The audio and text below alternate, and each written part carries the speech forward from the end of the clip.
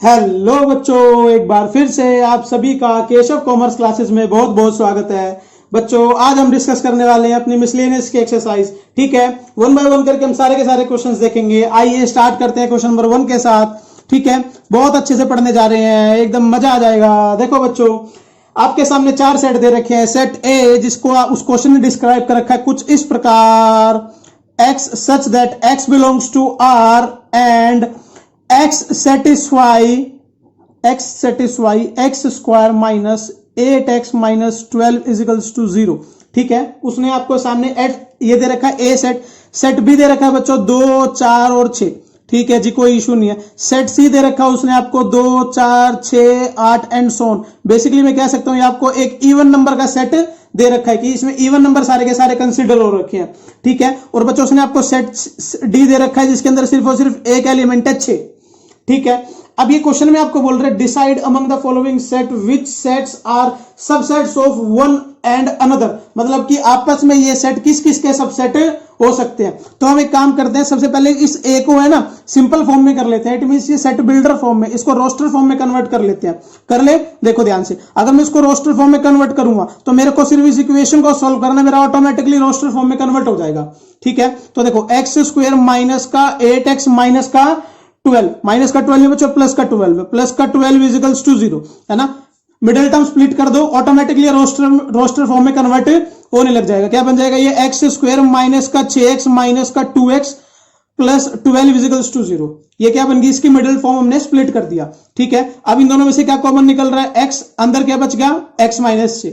इन दोनों में से क्या कॉमन निकल रहा है, माइनस का 2, अंदर क्या बच गया x माइनस का 6 है ना। अब इस पूरे में से और इस पूरे में से क्या कॉमन निकल रहा है, इस पूरे में से बच्चों x माइनस 6 और अंदर क्या बच गया x माइनस 2 इजिकल्स टू 0। तो यहां से आपकी दो वैल्यू आ गई x की, एक तो 2 और एक 6। क्लियर इतनी सी बात। तो आपका सेट ए बन के क्या आ गया बच्चों, सेट ए के अंदर आपके पास सिर्फ और सिर्फ 2 एलिमेंट है, 2 और 6। ठीक है, तो आपके सामने सारे के सारे सेट रेडी हैं। अब आप खुद देख लो कि कौन सा सेट किस किस का सबसेट हो सकता है। जैसे कि ध्यान से देखो, 2 और 6, 2 और 6 यहां भी है, 2 और 6 यहां भी है ना। तो मतलब कि जो सेट ए है वो सबसेट होगा किसका, बी का, और सेट ए किसका भी सबसेट होगा, सी का। ठीक है, तो सेट ए के साथ तो ये दो रिलेशन चलेंगे। क्लियर इतनी सी बात, शाबाश। अब देख लेते हैं सेट बी किस किस का सबसेट है। 2, 4, 6, तो 2, 4, 6 यहां पर है और कहीं पर भी नहीं है। तो सेट जो बी है हमारा वो किसका सबसेट है, वो सी का सबसेट है। ठीक है, सेट सी किसका सबसेट है, अब ये देखो 2, 4, 6, 8, इतनी सारी टर्म तो बच्चों किसी सेट के अंदर है ही नहीं। और जब किसी सेट के अंदर इतनी सारी टर्म है ही नहीं तो ये किसी का भी सबसेट नहीं हो सकता। अब बात करते हैं सेट डी की। सेट डी के अंदर सिर्फ और सिर्फ एक एलिमेंट है, तो देखो 6, ये 6 एलिमेंट बी में भी है, सी में भी है और ए में भी है। मतलब कि जो मेरा डी होगा वो ए का भी सबसेट होगा, वो मेरा बी का भी सबसेट होगा और डी मेरा सी का भी सबसेट होगा।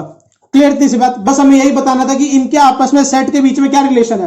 तो बच्चों ये 4 आपके रिलेशन के आंसर थे। क्लियर थी सी बात, शाबाश। आइए अब हम चलते हैं अपने क्वेश्चन नंबर 2 की तरफ। क्वेश्चन नंबर 2 बहुत बेहतरीन क्वेश्चन है जहां पर आपका पूरा का पूरा दिमाग बहुत अच्छे से यूज होने जा रहा है। ठीक है, वन बाय वन करके आराम आराम से समझते जाओ। ये क्वेश्चन नंबर 2 में एक्चुअली में कहना क्या चाह रहा है, ये बोल रहा है in each of the following determine whether the statement is true और फॉल्स। की स्टेटमेंट ट्रू होगी या फॉल्स होगी। बच्चों स्टेटमेंट ट्रू और फॉल्स बताना बहुत आसान है, लेकिन आगे इसने बोल दिया if it is true prove it. अगर ये ट्रू है तो प्रूव करो, अगर ये फॉल्स है तो एग्जांपल दो। तो हम ले दे के क्या करेंगे बच्चों, एग्जांपल देंगे। हमें हर एक पॉइंट में क्या देना पड़ेगा, एग्जांपल। बिना एग्जांपल दिया हम इस स्टेटमेंट को कह ही नहीं सकते कि ये ट्रू होगी या फिर फॉल्स होगी। पहली स्टेटमेंट इसने क्या दे रखी है, देखो ध्यान से। ये बोल रहा है if x belongs to A. ठीक है जी, फिर बोल रहा है and a belongs to b। जो पूरा का पूरा सेट a है उसने वही बिलोंग करवा दिया b से। Then x belongs to b, ये बोल रहा है उसके बाद x में बिलोंग करना चाहिए b से। तो बच्चों ये स्टेटमेंट ट्रूली फॉल्स है। क्या ये ट्रूली फॉल्स, मतलब कि ये स्टेटमेंट कभी भी पॉसिबल नहीं हो सकती। कैसे समझे, देखो ध्यान से, हम एक एग्जांपल लेके चलते हैं। जैसे बोल रहा है x बिलोंग करता है a से, तो एक काम करो सेट a मान लो जिसके अंदर सिर्फ और सिर्फ x ही एलिमेंट है। ठीक है, सेट a मान लो जिसके अंदर x ही एलिमेंट है। ये बोल रहा है जो पूरा का पूरा सेट a है वो बिलोंग करता है b से, तो एक काम कर लो b एक सेट मान लो जिसके अंदर x तो पूरा का पूरा है ही, मतलब कि पूरा का पूरा सेट a तो है, ये पूरा सेट a है ना, क्योंकि a बिलोंग कर रहा है इससे, है ना। तो पूरा का पूरा सेट a तो मैंने यहां डाल ही दिया, प्लस आप यहां पर 2-3 एलिमेंट और डाल दो, ये डाल दिए, मेरा सेट b बन गया। तो आप खुद बताओ क्या उसके बाद जो मेरा एक्स एलिमेंट है वो बिलोंग कर रहा है सेट बी से? बिलोंग कर नहीं बच्चों, एक्स एलिमेंट बिलोंग नहीं कर रहा है, ये एक्स नाम का एक सेट है यहां पर, ये बिलोंग कर रहा है। तो इसी हिसाब से हमारी क्या बनेगी स्टेटमेंट फॉल्स। क्या बनेगी बच्चों स्टेटमेंट फॉल्स। और ये हमारा क्या हो गया बच्चों एग्जाम्पल, क्या हो गया हमारा, ये हमारा एग्जाम्पल हो गया। क्लियर इतनी सी बात, शाबाश। आओ बच्चों अब हम चलते हैं अपने सेकंड पार्ट पे। देखो सेकंड पार्ट पे सेकंड क्वेश्चन में क्या बोल रहा है, ये बोल रहा है इफ ए सबसेट होगा बी का, ठीक है, और बी बिलोंग करेगा सी में, ठीक है, तो ये बोल रहा है क्या ए सबसेट होगा या ए बिलोंग करेगा सी से, क्या ये वाली स्टेटमेंट ट्रू होगी या फॉल्स होगी। तो देखो हम एग्जांपल के थ्रू ही समझ लेते हैं। मान लो लेट कर लेते हैं, लेट सेट ए के अंदर दो एलिमेंट है, सेट ए के अंदर दो एलिमेंट है, एक और दो, ठीक है, और सेट बी के अंदर, क्योंकि ये बी का सबसेट है तो मतलब कि इसके सारे एलिमेंट बी के अंदर होंगे, तो यहां पर 1 2 3 और 4 है, ठीक है, ये कंडीशन ट्रू कर दी हमने। और ये बोल रहा है बी बिलोंग्स टू सी, मतलब कि सी को ये एक ऐसा सेट है जिसके अंदर ये चारों एलिमेंट एज एलिमेंट है, तो मतलब कि 1 2 3 और 4, ये तो यहां पर यूं आ जाएगा, ठीक है। और इसके अंदर सेट के अंदर और भी एलिमेंट हो सकते हैं। तो देखो मैंने यहां पर तीनों के तीनों एग्जांपल को सेट कर दिया। देखो बच्चों ये एग्जांपल सेट करना बड़ा आसान है, जरूरी नहीं है कि आप ये एग्जांपल सेट करो, आप अपने पास से कोई एग्जांपल सेट कर सकते हो, लेकिन मैं आपके सामने बहुत इजी एग्जांपल ले रहा हूं। ये बोल रहे हैं सेट ए सेट बी का जो सेट ए है वो सबसेट है सेट बी का। तो देखो ध्यान से 1 2 3 4 है, यहां पर मैंने यहां पर 1 और 2 ले लिया, तो यहां से ये बात ट्रू कर दी मैंने कि जो सेट ए है वो सबसेट है बी का, जी ठीक है। उसके बाद सेट बी में मैंने कोई भी 4 एलिमेंट ले लिए रैंडमली, और यहां ये वाली कंडीशन ट्रू कर दी कि जो बी है वो बिलोंग करता है सी से। तो देखो 1 2 3 4 ये चारों के चारों एलिमेंट बिलोंग कर गए सी से, ठीक है। अब ये बोल रहे हैं कि ये बताओ कि सेट ए बी बिलोंग करेगा सी से। देखो ध्यान से, क्या 1 और 2 यहां पर अलग से बिलोंग कर रहे हैं, इसके अंदर नहीं कर रहे। देखो यहां पर 1 2 3 4 पूरा का पूरा सेट बिलोंग कर रहा है, लेकिन अगर यहां पर ऐसा होता ना कि 1 और 2 ऐसे बिलोंग कर जाते इसके अंदर, तो कंडीशन ट्रू होती है, मतलब कि हमारी कंडीशन बच्चों क्या होगी, फॉल्स। हमारी कंडीशन क्या होगी, ये वाली भी फॉल्स। और एग्जांपल आपके सामने यही रहेगा हमेशा, ठीक है। आया इतना सा समझ में। एग्जांपल चाहे अपने सेट कर सकते हो, कोई इशू नहीं है उसके अंदर, बस आपके कंसेप्ट ठीक होने चाहिए, ठीक है बच्चों। आइए अब हम चलते हैं इसके पार्ट नंबर 3 पे। पार्ट नंबर 3 में आपको बोल रहा है इफ ए सबसेट बी का, तो हम एक काम करते हैं, ए कोई सेट मान लेते हैं जिसके अंदर सिर्फ एक एलिमेंट है 0, ठीक है। बी एक सेट मान लेते हैं जिसको 0 और 1 है जिसके अंदर, ठीक है। तो ए सबसेट हो गया बी का, ये वाली कंडीशन ट्रू कर दी। फिर बोल रहा है बी सबसेट होगा सी का, तो सी एक सेट मान लेते हैं जिसके अंदर 0 1 और 2 है, तो ये वाली बात भी समझ में आ गई। तो ए बी का सबसेट हो गया, बी सी का सबसेट हो गया। तो ये बोल रहा है क्या ए सी का सबसेट होगा, हाँ बच्चों देखो 0 और यहां पर भी है, तो हम कह सकते हैं यस यस, ये स्टेटमेंट हमारी क्या हो जाएगी, ट्रू है ना। As 0 belongs to A as well as 0 belongs to C, 0 belongs to C. So A is subset of C, A is subset of C. तो हम ये बात कह सकते हैं कि कंडीशन क्या हो जाएगी, ट्रू। क्या हो जाएगी बच्चों ये कंडीशन, ट्रू। आओ अब हम चलते हैं क्वेश्चन नंबर 4 की तरफ। क्वेश्चन नंबर 4 में आपको क्या बोल रहा है, पार्ट नंबर 4 में, if A is not a subset of B, मतलब कि ए के अंदर सपोज टू बी 0 है, ठीक है, तो बी के अंदर 0 नहीं है, बी के अंदर 1 और 2 है, ठीक है, तो ए बी का सबसेट नहीं हुआ यहां पर, ठीक है। और ये बोल रहा है बी भी सी का सबसेट नहीं है, मतलब कि जो बी है वो भी सी का सबसेट नहीं है, तो सी सेट में कुछ ऐसे एलिमेंट होंगे, है ना। तो देखो ध्यान से, बी बी सी का सबसेट नहीं हुआ, तो ये बोल रहा है क्या ए बी सी का सबसेट नहीं हुआ, बिल्कुल। तो देखो यहां से ए बी सी का सबसेट नहीं होगा बच्चों, तो ये वाली कंडीशन क्या हो जाएगी, ट्रू। तो हम क्या बोल सकते हैं, 0 doesn't belongs to C as 0 belongs to A, ठीक है। 0 सी से बिलोंग नहीं करता, बट 0 ए से बिलोंग करता है, तो ये वाली कंडीशन ट्रू होगी कि ए सबसेट नहीं होगा किसका बच्चों, सी का, ठीक है। ऐसे ही चलते हैं अपने क्वेश्चन नंबर 5 पे। 5वें पार्ट में क्या कह रहा है वो देखो। 5वें पार्ट में बोल रहा है if x belongs to A, मतलब कि कोई भी एक एलिमेंट है ना। तो एक काम करते हैं, ए के अंदर एक्स ही मान लेते हैं, जी ठीक है, ए के अंदर एक्स ही मान लिया हमने, ठीक है। और ये बोल रहा है ए बी का सबसेट नहीं है, तो मतलब कि बी के अंदर एक्स नहीं है, बी के अंदर वाई जेड डाल देते हैं, तो यहां से कंडीशन ट्रू होगी कि जो ए है वो सबसेट नहीं है बी का। ये वाली कंडीशन मैंने ट्रू कर दी मैंने। फिर वो आगे बोल रहा है कि एक्स बी से बिलोंग करेगा, ये बताओ। तो आप खुद बताओ, एक्स तो ए से बिलोंग कर रहा है, तो एक्स बी से तो बिलोंग करता ही नहीं, तो नहीं बच्चों ये कंडीशन क्या हो जाएगी, फॉल्स। क्या हो जाएगी, फॉल्स, क्योंकि जो एक्स है वो ए से बिलोंग कर रहा है, एक्स बी से बिलोंग नहीं कर रहा। क्लियर।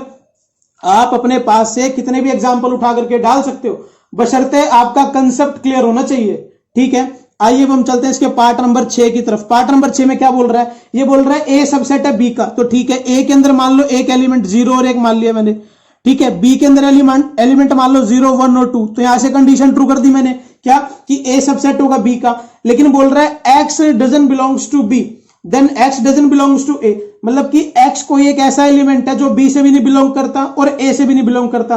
तो बच्चों एक बात बताओ, अगर मैं मान लेता हूं वो एक्स एलिमेंट 0 है, तो देखो ये ए से भी बिलोंग करता है, बी से भी बिलोंग करता है, ठीक है। मैं मान लेता हूं एक्स एक कोई ऐसा एलिमेंट है जो बी से बिलोंग नहीं करता, ए से बिलोंग भी नहीं करता, तो बच्चों ये वाली कंडीशन मेरी क्या हो जाएगी, फॉल्स। मतलब कि ऐसे इसके अंदर कोई ना कोई एलिमेंट हमेशा होंगे जो एक से तो बिलोंग हमेशा करेगा। देखो जैसे कि 0 है, दोनों से बिलोंग कर रहा है, 1 है, दोनों से बिलोंग कर रहा है, 2 है, तो 2 इससे बिलोंग कर रहा है, इससे नहीं कर रहा। लेकिन वो क्वेश्चन में क्या बोल रहा है कि वो एक्स एक ऐसा एलिमेंट है जो ए से भी नहीं बिलोंग कर रहा और बी से भी नहीं बिलोंग कर रहा, तो ये वाली कंडीशन तो कभी ट्रू हो ही नहीं सकती, ठीक है। तो इसका आंसर हमारा क्या हो जाएगा बच्चों, फॉल्स।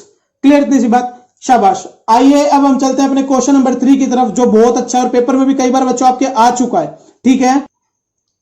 आइए बच्चों अब हम शुरू करते हैं अपना क्वेश्चन नंबर 3।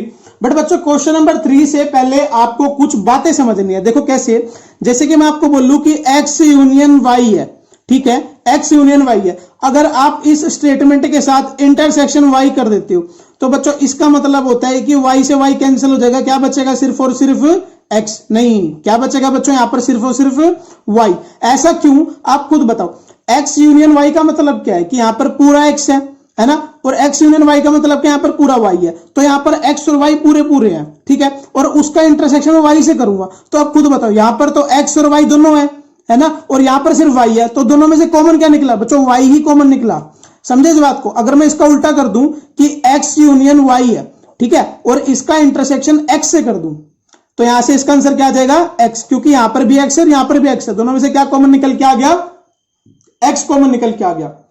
क्लियर इतनी सी बात, शाबाश। अब हम चलते हैं अपने क्वेश्चन नंबर 3 की तरफ कि क्वेश्चन नंबर 3 में क्या क्या है एक्चुअली में, वो देखो ध्यान से बच्चों। क्वेश्चन नंबर 3 में वो आपको बोल रहा है कि let set A B and C be the set such that, उसने कंडीशन दे दी A union B is equals to A union C, ठीक है, ये इक्वल दे दिया उसने। और साथ में वो क्या बोल रहा है, वो बोल रहा है A intersection B is equals to A intersection C, ये भी उसने गिवन दिया हुआ है, ये भी उसने गिवन दिया हुआ है। और वो मेरे से पूछ रहा है कि b is equals to C proof कर दो, b is equals to C proof कर दो कि दोनों के दोनों आपस में इक्वल होंगे। तो बच्चों हम क्या करेंगे, इस कंडीशन का यूज करते हुए, इसका यूज करते हुए इसको प्रूफ कर देंगे। देखो कैसे, अगर मैं इस वाली इक्वेशन में क्या कर दूं, intersection of b on both the sides, on both the sides, तो यहां पर क्या हो जाएगा, ए यूनियन बी, ये कुछ प्रॉपर्टीज है बच्चों, ठीक है, जो आपको डायरेक्ट याद रखनी पड़ेगी,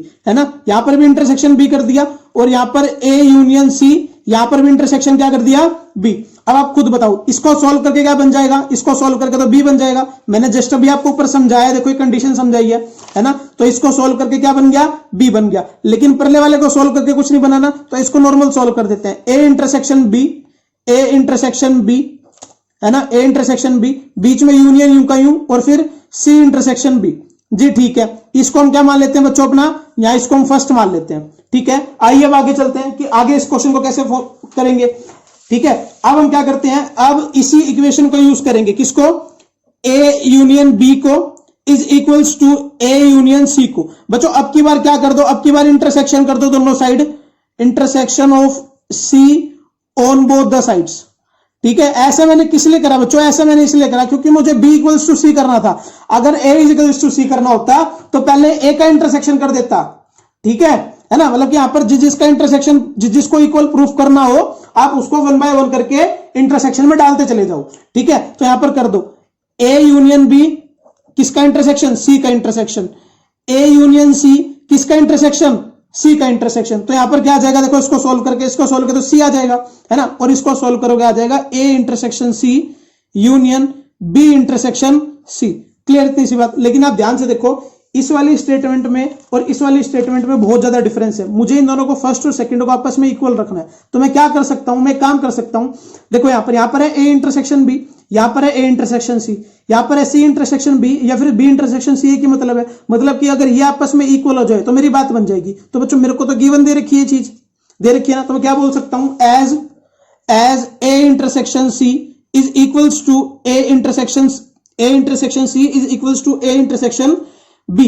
ये मुझे गिवन है, ये मुझे गिवन है, है ना, ये मुझे गिवन है, तो मैं इसकी वैल्यू यहां पुट कर सकता हूं जी, कर दो वैल्यू पुट। तो यहां पर मैं क्या कर सकता हूं, A intersection B union B intersection C is equals to C. तो बच्चों अब आप अपनी इस इक्वेशन को क्या मान लो, सेकंड इक्वेशन मान लो। तो आप यहां से डायरेक्टली क्या बोल सकते हो, from first and second B is equals to C. क्या बोल सकते हो, बी इजिकल्स टू सी, क्योंकि ये वाली इक्वेशन मेरे पास देखो ऊपर है, एज इट इज बन गई।